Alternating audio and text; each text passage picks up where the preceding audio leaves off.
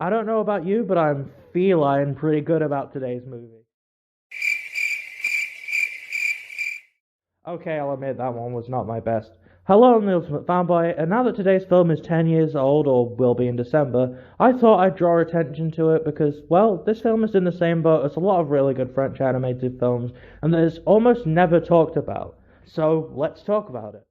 Created by the same people that made Phantom Boy in 2016, A Cat in Paris is a dark crime story aimed at a younger audience, which is the type of thing I love in case you didn't already guess that.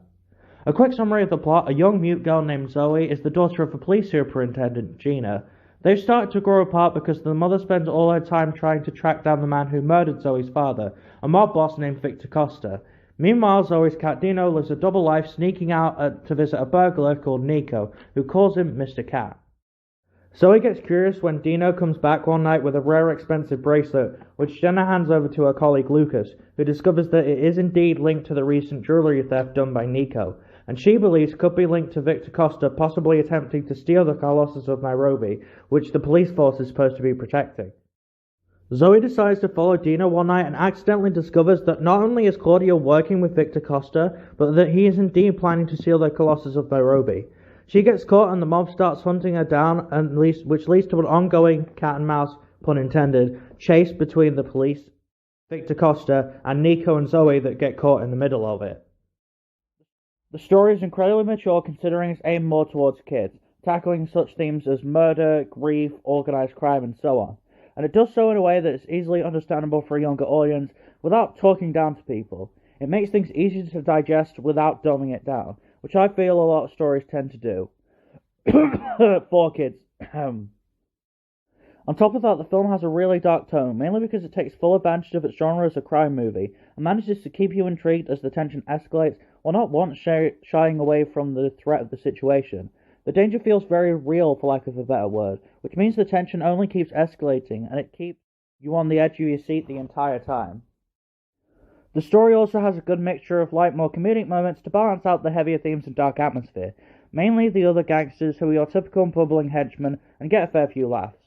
On that, the characters are all round pretty great. Zoe is another likeable, mostly silent protagonist like Wally, or I guess a more apt comparison would be Madame Sauzet. She has more personality than most key characters, and you want to see her come out of this unscathed. Nico is also a likeable character. He just exudes charm all over the place, and even though he's a criminal, you get the sense that he's got a good heart. Plus, his skills at being a cat burglar is really fun to watch. He's the best at what he does, but what he does isn't very... Oh wait, that's Wolverine's line, isn't it? Oh well, his sincerity at wanting to protect Zoe makes it very easy to root for him. Claudia, besides being kind of a bitch and very obviously a bad guy, I don't really know what to say about her. I get she's important to the plot and provides a good secondary threat, but I don't find her too interesting. Victor Costa is a surprisingly effective villain. He's not just your typical gangster archetype, he actually provides a really intimidating presence. Not only has he irreparably affected the lives of the two main characters before he's even appeared on screen, which is a hell of a way to introduce a villain, but also, when he actually appears on screen, he gives off the impression of someone who's obsessed to close to driving them mad, which by the end of the film, it turns out it did. I think, strangely enough, my favourite character might be the mum Gina.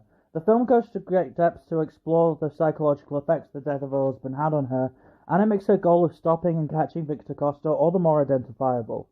On top of that, she attempts to balance this with genuinely trying to connect with Zoe, even though she doesn't always know how. Now, I'm just going to gush about the animation and art design of this movie for a bit because I love it. Firstly, I love the slight sketchy quality the animation has. It reminds me a bit of the Snowman, and like the Snowman, it makes everything feel more lively and distinctive. The character animation is also really well done, especially on Nico and Dino.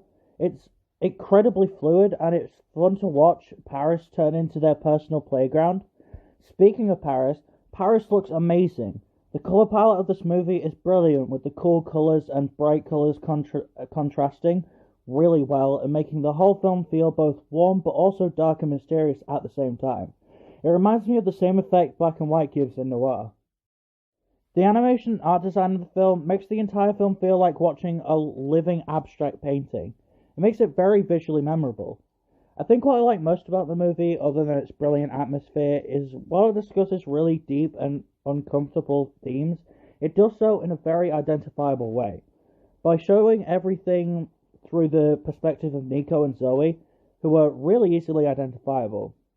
It never feels too heavy-handed to the point where the human connection is lost, like Watership Down, for example. But it also doesn't compromise the darkness that I love so much. This movie is a perfect example of why I love overseas movies so much. They aren't afraid to go places that Western animation just won't, as well as utilizing a variety of different styles that you almost never see in Western animation outside of a handful of indie movies. They most certainly won't be the last of non-American or British mainstream films that I review. I'm definitely going to take a look at Triplets of Belleville. Hell, I've mentioned it enough in the last few videos. It was kind of inevitable. As for A Cat in Paris, in case you couldn't already tell, I love it. It's easily one of my favorite animated films of 2010, probably one of my favorite animated films of the 2010 decade as a whole. Final score, fittingly enough, 10 out of 10, and I highly recommend it, especially for fans of drama or films with a more dark edge. With that said, see you in the next video, and wait, that reminds me. October is upon us, folks. Looks like it's time for me to start the preparations. Also, I regret not adding more cat puns into this script. See you in my next video. Peace out.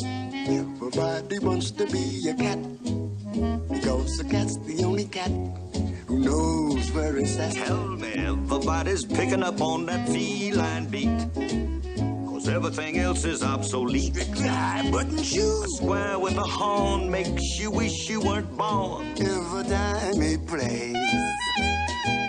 But with a square in the act, you can set music back To the caveman days. I've heard some corny birds who tried to sing. Till the cat's the only cat who knows how to swim.